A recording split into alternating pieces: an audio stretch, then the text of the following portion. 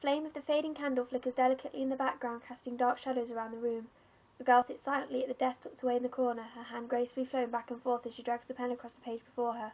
Her pace quickens, her eyes frantically searching the empty spaces for the words she desires to write.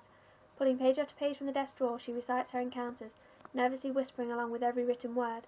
Her head snaps up as a slight creak behind her, her entire body freezing in the instant. She turns slowly toward the window, pulling her shaking fists into her side before drawing back the fabric. A light snow covers the surrounding fields, a small pile gathering on the windowsill beneath the open window. She pulls it close, rubbing her hands together as a crash echoes around the room. "No!" she shrieks, falling chaotically toward the overturned desk.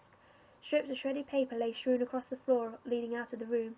Her breathing is heavy, her hand clutching at the delicate golden cross dangling around her neck as she walks toward the door, opening it onto a path of candles lighting the hallway.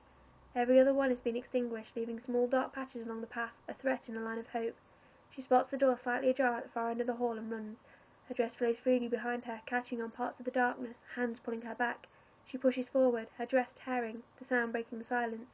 She pauses, her hand resting delicately on the handle of the door, taking a deep breath before entering.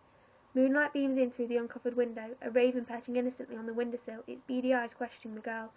The room is empty, bar one wooden chair waiting expectantly in the centre of the room. Subtle whispers brush past her, lyrics from a long-forgotten lullaby. Tempting her with a comforting memory, she tiptoes naively toward it, running her slight fingertips along its frame. Settling upon the battered crimson cushion, she waits, watching as the raven takes flight before her. It circles the room, its calls echoing rhythmically, changing delicately into a sinister cackle, growing louder and louder until eventually it stops. Footsteps echo in the sudden silence, heavy breathing accompanying the rotting smell overpowering the room. The girl comes to her senses, her hands clutching fearfully onto the seat of the lonely chair.